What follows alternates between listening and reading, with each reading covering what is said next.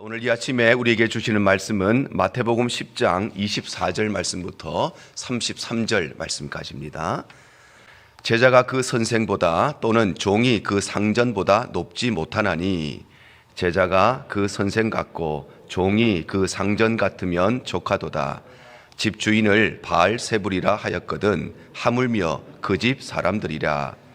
그런즉 그들을 두려워하지 말라. 감추인 것이 드러나지 않을 것이 없고 숨은 것이 알려지지 않을 것이 없느니라. 내가 너희에게 어두운 데서 이르는 것을 광명한 데서 말하며 너희가 귓속말로 듣는 것을 집 위에서 전파하라. 몸은 죽여도 영혼은 능히 죽이지 못하는 자들을 두려워하지 말고 오직 몸과 영혼을 능히 지옥에 멸하실 수 있는 이를 두려워하라.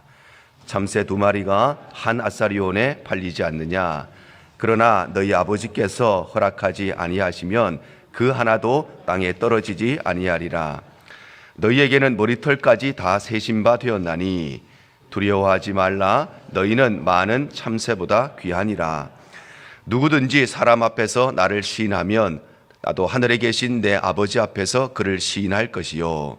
누구든지 사람 앞에서 나를 부인하면 나도 하늘에 계신 내 아버지 앞에서 그를 부인하리라. 아멘.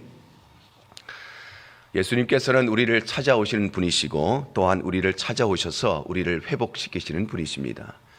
그래서 예수님께서는 하늘의 높은 보좌를 버리시고 미천한 인간의 몸을 입고 이 땅에 찾아오셔서 죄인들을 찾아가시고 사마리아 여인을 찾아가시고 그보다 더 큰 죄인인 우리를 찾아오신 것입니다.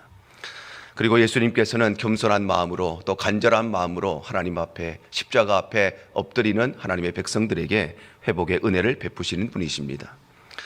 뿐만 아니라 예수님께서는 우리를 위로하시고 격려하시는 분이신데 오늘 이 아침에는 예수님께서 무엇을 통해서 우리를 격려하시는가 함께 말씀을 나누기를 원합니다. 먼저 예수님께서는 우리와 함께 고난을 받으심으로 통해서 우리를 위로하시는 분이십니다. 바로 예수님께서는 우리가 받는 환난들, 우리가 받는 고난들, 우리가 받는 핍박들을 함께 받으심으로써 이를 통해서 우리를 위로하시고 격려하신다는 것입니다. 예수님께서는 12명의 제자들을 선택하시고 파송하시면서 참된 성도의 삶이 어떤 것인지, 참된 그리스도인의 삶이 어떤 것인지에 말씀하시면서 동시에 성도들이 세상에서 받게 될 핍박의 필연성에 대해서 말씀을 하십니다.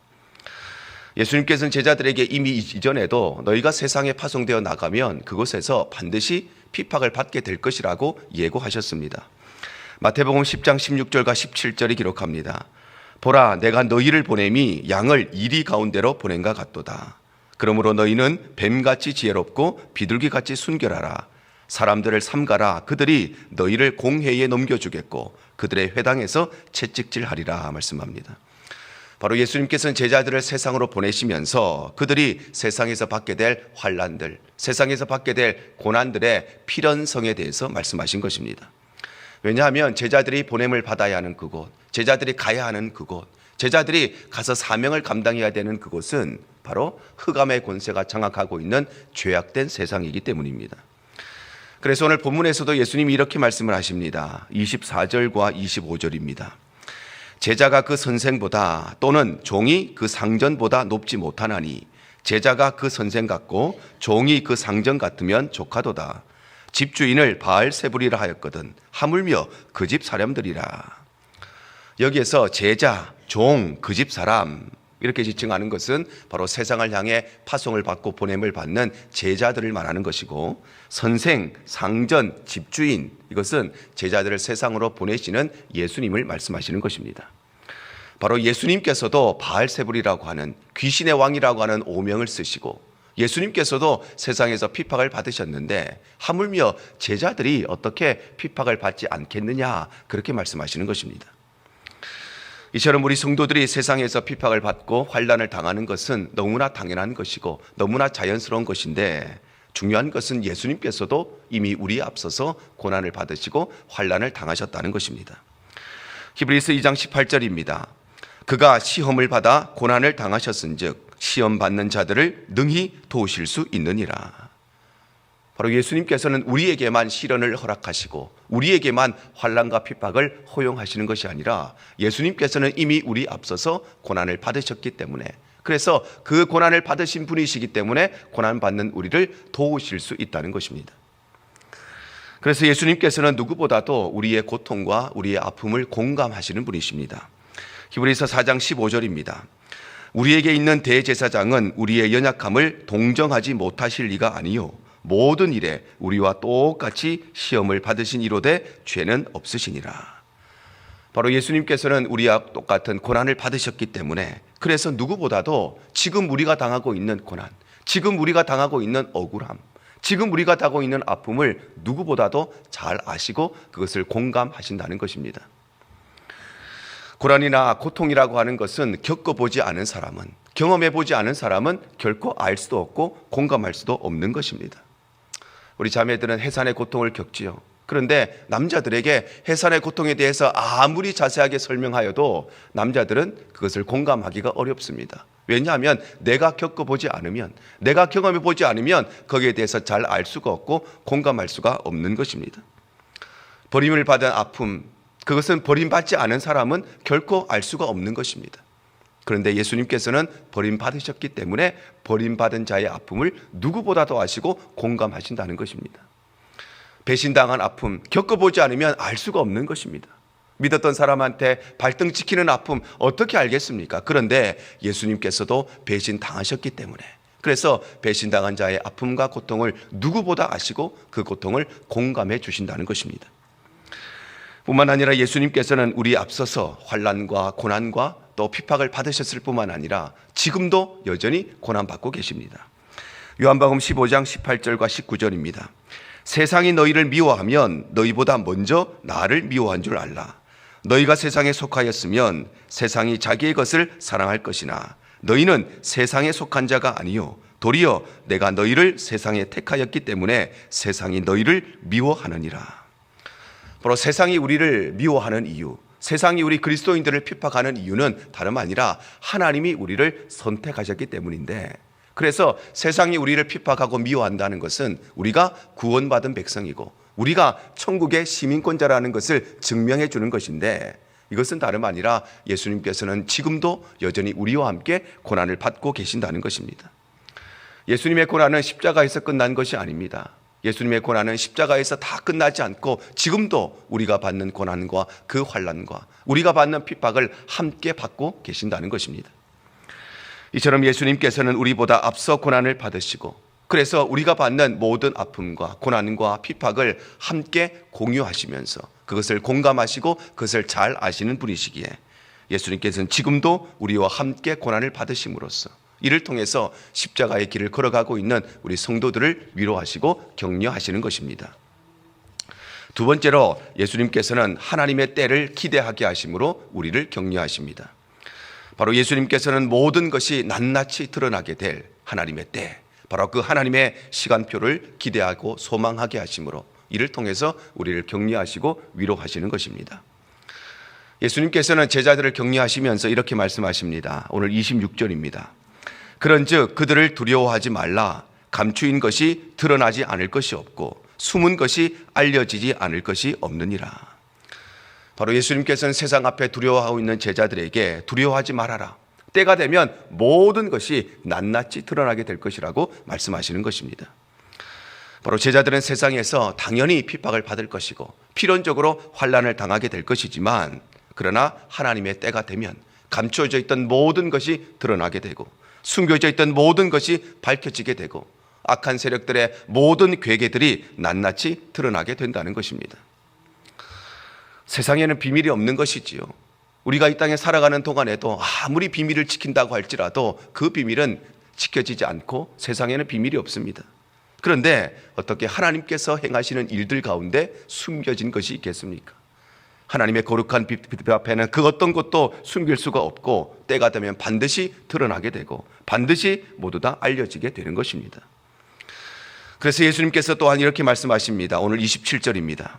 내가 너희에게 어두운 데서 이르는 것을 광명한 데서 말하며 너희가 귓속말로 듣는 것을 집 위에서 전파하리라. 여기서 어두운 데서 이른 것, 그리고 귓속말로 이른다는 것은 예수님께서 특별히 선택하여 부르신 제자들에게 예수님께서 은밀하게 가르쳐 주신 진리의 말씀과 천국의 복음을 말하는 것입니다. 그리고 광명한 집과 집 위라고 하는 것은 제자들이 예수님께로 배웠던 이 천국의 복음과 그리고 진리의 말씀을 세상에서 나가서 전파해야 될 복음의 현장을 말하는 것입니다. 바로 예수님께서는 언젠가 모든 것이 낱낱이 드러나게 될 것이니 어떤 핍박과 환난도 두려워하지 말고 담대하게 복음을 전하라고 말씀하시는 것입니다. 성경은 우리 그리스도인들의 삶을 십자가의 삶이라고 말씀하십니다. 마태복음 16장 24절입니다. 이에 예수께서 제자들에게 이르시되 누구든지 나를 따라오려거든 자기를 부인하고 자기 십자가를 지고 나를 따를 것이니라. 바로 예수를 따라가는 우리 그리스도인의 삶은 편안한 길이 아니라, 안락한 길이 아니라, 우리 그리스도인들이 걸어가야 되는 길은 자기를 부인하고 자기 십자가를 지고 가야 하는 험하고 험한 길이라는 것입니다. 왜냐하면 우리의 그리스도인들의 삶의 방식과 세상의 삶의 방식은 당연히 다르기 때문에, 그래서 우리가 세상 속에 살면서 예수 믿는 사람처럼 살고 우리가 하나님 앞에 살아가고 말씀대로 살아가면 우리와 다른 삶을 살아가는 세상은 반드시 우리의 삶으로 인해서 불편함을 느끼고 또 거부감을 느끼고 이질감을 느낄 수밖에 없기 때문입니다. 그래서 성경은 오히려 우리에게 이렇게 말씀하십니다. 누가복음 6장 26절입니다. 모든 사람이 너희를 칭찬하면 화가 있도다. 그들의 조상들이 거짓 선지자들에게 이와 같이 하였느니라. 바로 우리가 만약 세상에 나가서 무조건 세상으로부터 칭찬만 받는다면 그것은 오히려 거짓 선지자들의 모습이고, 우리가 진짜 성도라면, 우리가 참 그리스도인이라면, 우리가 정말 말씀 앞에 살아간다면 우리는 당연히 세상으로부터 비난을 받고 핍박을 받을 수밖에 없다는 것입니다. 그래서 요셉은 성공하고 출세하기보다는 오히려 하나님 앞에 정직하게 살기를, 하나님 앞에 올바르게 살기를 결단했습니다. 창세기 39장 7절에서 9절입니다. 그 후에 그의 주인의 아내가 요셉에게 눈짓하다가 동침하기를 청하니 요셉이 거절하며 자기 주인의 아내에게 이르되 내 주인이 집안의 모든 소유를 간섭하지 아니하고 다 내 손에 위탁하였으니 이 집에는 나보다 더 큰 이가 없으며 주인이 아무것도 내게 금하지 아니하였어도 금한 것은 당신뿐이니 당신은 그의 아내임이라. 그런즉 내가 어찌 이 큰 악을 행하여 하나님께 죄를 지으리이까. 요셉은 적당히 타협하면, 적당히 반칙하면, 적당히 죄를 지으면, 적당히 부끄럽게 살면 얼마든지 성공하고 얼마든지 출세할 수 있었음에도 불구하고 그는 성공하는 것보다, 잘 나가는 것보다, 출세하는 것보다 하나님 앞에 올바르게 살아가고 세상으로부터 핍박받는 것을 당연하게 여겼던 것입니다. 다니엘과 세 친구도 마찬가지입니다. 다니엘 3장 18절입니다. 그렇게 하지 아니하실지라도 왕이여 우리가 왕의 신들을 섬기지도 아니하고 왕이 세우신 금신상에게 절하지도 아니할 줄을 아옵소서. 바로 그들은 딱 한 번만, 자신의 인생에 딱 한 번만 죄짓고 딱 한 번만 우상 앞에 절하면 성공이 보장되어 있고 출세가 보장되어 있었음에도 불구하고 그들은 풀불에 던져져 죽는다 할지라도 하나님 앞에 올바르게 살아가는 것, 말씀 앞에 살아가는 것, 하나님 한 분만을 섬기는 올곧은 신앙을 선택했던 것입니다. 이처럼 예수님께서는 모든 것이 낱낱이 드러나게 될 그 하나님의 때, 하나님의 시간표, 바로 그때를 기대하고 소망하게 하심으로써 이를 통해서 십자가의 길을 걸어가는 우리 그리스도인들을 격려해 주시고 위로하시는 것입니다. 세 번째로 예수님께서는 우리를 보호하심으로써 우리를 격려하십니다. 바로 예수님은 어떠한 상황 속에서도 어떠한 환경 속에서도 우리를 반드시 지켜주시고 보호해 주실 것을 약속하심으로써 우리를 격려하신다는 것입니다. 예수님께서는 제자들에게 필연적으로 세상에서 환난과 핍박을 당할 것이지만 그러나 반드시 지켜줄 것, 반드시 보호해 주실 것을 약속하시면서 이렇게 말씀하십니다. 오늘 29절에서 31절입니다. 참새 2마리가 한 아사리온에 팔리지 않느냐. 그러나 너희 아버지께서 허락하지 아니하시면 그 하나도 땅에 떨어지지 아니하리라. 너희에게는 머리털까지 다 세신 바 되었나니 두려워하지 말라. 너희는 많은 참새보다 귀하니라. 여기 나오는 아사리온이라고 하는 것은 품꾼의 하루 일당인 데나리온의 16분의 1에 해당되는 금액입니다. 그러니 아주 작은 금액입니다. 그러니 이 아사리온이라 하는 것은 얼마의 금액이 있다, 그것을 지칭할 때 사용되는 말이 아니라 이 아사리온은 아주 작은 돈, 아주 푼돈, 그것을 상징하는 말이 바로 이 아사리온입니다. 바로 하나님께서는 참새 2마리가 푼돈에 팔려가는 것, 사람들이 쳐다보지도 않는 작은 돈에 팔려가는 것도 하나님께서 친히 주관하시는 분이시고, 아니 하나님께서는 우리의 머리털까지도 세시는 분이시기 때문에 하나님은 우리를 세밀하게 지키시고 보호하시고 인도하신다는 것입니다. 이처럼 하나님은 언제나 우리의 보호자가 되어주십니다. 그래서 다윗은 자신에게 닥친 모든 환난의 시간들, 모든 고통의 시간들을 다 지나가고 난 뒤에 하나님의 보호하심을 이렇게 노래합니다. 사무엘하 22장 1절에서 3절입니다. 여호와께서 다윗을 모든 원수의 손과 사울의 손에서 구원하신 그날에 다윗이 이 노래의 말씀으로 여호와께 아뢰어 이르되, 여호와는 나의 반석이시요 나의 요새시요 나를 위하여 나를 건지시는 자시요 내가 피할 나의 반석의 하나님이시요 나의 방패시요 나의 구원의 뿌리시요 나의 높은 망대시요 그에게 피할 나의 피난처시요 나의 구원자시라. 나를 폭력에서 구원하셨도다. 바로 그는 자신을 미워하는 수많은 원수들로부터 언어의 폭력을 당하고 심리적인 폭력을 당하고 심지어는 물리적인 폭력을 당하고 심지어는 수많은 죽음의 위협을 당하는 이루 말할 수 없는 핍박과 환난을 당했지만, 그러나 하나님의 때가 되어서, 그래서 선과 악이 모두 다 낱낱이 드러나게 될 때에, 하나님의 거룩한 빛 앞에 모든 악한 계계들이 다 드러나게 될 때에 그는 노래하기를, 하나님은 나의 반석이시요 요새시요 나의 방패시요 구원의 뿌리시요 나의 피난처가 되신다고 이토록 기쁨으로 노래하고 있는 것입니다. 혹여나 우리가 핍박 속에 있을 수 있습니다. 고난 속에 있을 수 있습니다. 고통 속에 있을 수가 있습니다. 억울함 속에 있을 수가 있습니다. 그러나 하나님의 때가 되면 모든 것이 낱낱이 드러나게 될 것이고, 바로 그때에 우리는 이토록 하나님을 노래하게 되는 것입니다. 그러므로 우리가 세상을 두려워하지 않을 것은 이미 예수님께서 세상을 이기셨기 때문입니다. 요한복음 16장 33절입니다. 이것을 너희에게 이르는 것은 너희로 내 안에서 평안을 누리게 하려 함이라. 세상에서 너희가 환난을 당하나 담대하라. 내가 세상을 이겼노라. 바로 우리가 환난 속에 있지만, 우리가 핍박 속에 있지만, 그럼에도 불구하고 세상에서 찾을 수 없는 하늘의 평안을 누릴 수 있는 것은 예수님께서는 이미 세상을 이기시고 승리하심으로써 우리에게도 이 승리를 보장해 주셨기 때문입니다. 그래서 우리는 환난과 핍박 앞에 오히려 기뻐해야 됩니다. 왜냐하면 이 환난은, 이 핍박은 우리의 믿음을 더욱더 든든하게 세우기 때문입니다. 로마서 5장 3절과 4절입니다. 다만 이뿐 아니라 우리가 환난 중에도 즐거워하나니 이는 환난은 인내를, 인내는 연단을, 연단은 소망을 이루는 줄 알미로다. 바로 지금 우리가 당하고 있는 환난과 시련은 바로 그때는 아프지만, 그때는 힘들지만, 그때는 고통스럽지만, 그러나 이것은 우리의 신앙 인격을 더욱더 연단시키고 우리를 더욱더 믿음으로 훈련시켜서, 그래서 우리는 오히려 시련과 박해 앞에 기뻐해야 된다는 것입니다.